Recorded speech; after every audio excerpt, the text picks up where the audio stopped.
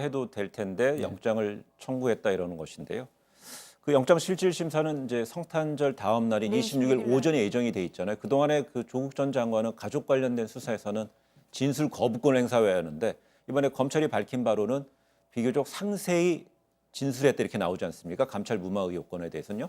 그럼 비교적 상세히 그 진술했다는 것이 어때 법원의 영장실질심사 과정에서도 이 어떻게 가만히 될 수도 있지 않을까요? 그 가만이라는 건 유리하게 가만히 될 수 있냐 그런 네. 말씀. 해석하는 데 있어서 참조가 되지 않을까라는 거죠. 아니 저는 별로 참조가 안 안 될 될 것 것 같습니다. 같아요? 왜냐하면 조국 장관의 태도가 달라진 거는 가족 관련해서 수사를 할 때는 네. 다 가족들이 진술을 거부하고 있었단 말이에요. 네. 정경심 교수나 오촌 조카나 나까지 내가 거부를 해야지 내가 여기서 뭔가 말을 하기 시작하면은 빌미가 잡힐 수 있는데 네. 이 건과 관련해서는 박형철 비서관이라든지 백원우 비서관이라든지 이런 사람들이 전부 진술을 했단 말이에요. 네. 근데 잘못하면 내가 그 죄를 다 뒤집어쓰게 되는 그런 상황이 올 수 있으니까 진술을 한 거고 그 진술이라는 것도 어떤 범죄 사실을 자백하는 그런 진술이 아니라 자신의 정치적인 행위였다 이런 해명에 불과했거든요. 그래서 저는 이 건이 이번 영장 심사 발부 여부에 있어서는 과연 민정실이 그때 감찰을 했을 때 유재수 씨의 비리가 어디까지 나왔냐 이 부분이 영장 발부에 있어서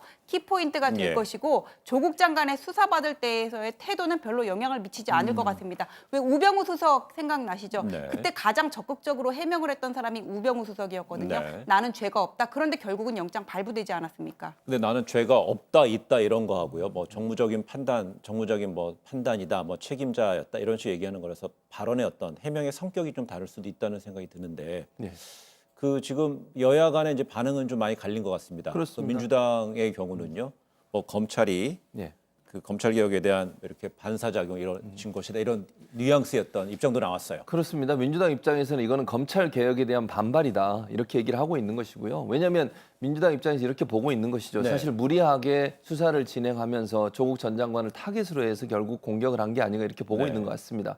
그러다 보니까 실제적으로 조사가 오랫동안 이루어졌음에도 불구하고 지금 조국 전 장관에서는 기소를 할 수 없는 게 아닌가 이런 그러니까 영장 청구를 할 수 없는 게 아닌가 이렇게 보고 있는 것 같고요. 네. 그런 차원에서 본다면 민주당은 어쨌든 지금의 조국 전 장관을 향한 여러 가지 형태의 어떤 수사나 조사가 결국은 사법개혁, 검찰개혁, 검경수사권 조정이라고 하는 국민적 여망을 검찰이 일정 부분 좀 방해하려는 의도가 네. 있지 않느냐 이렇게 보고서 비판을 하고 있는 것이고 결국 검찰개혁은 화풀이다 이렇게 얘기를 하고 있는 상황입니다. 예. 근데 이런 권력형 비리나 정치권에 대한 수사는 그 시기라든지 범위에 있어서 검찰이 정무적인 판단을 할 수밖에 없어요. 그게 어떻게 보면 정치적인 건데 그런데 설령 그렇다고 하더라도 이미 감찰을 뭐 민정실에서 당시에 감찰을 이만큼 해서 비리가 드러났음에도 불구하고 네. 이걸 수사기관으로 이첩시키지 않고 그 선에서 유재수 씨가 동의하지 않는다고 해가지고 중단을 했다면은 이건 직권 남용이 되는 것이 명백하거든요. 네. 그래서 민주당의 저런 식의 어떤 검찰개혁 화풀이다 하는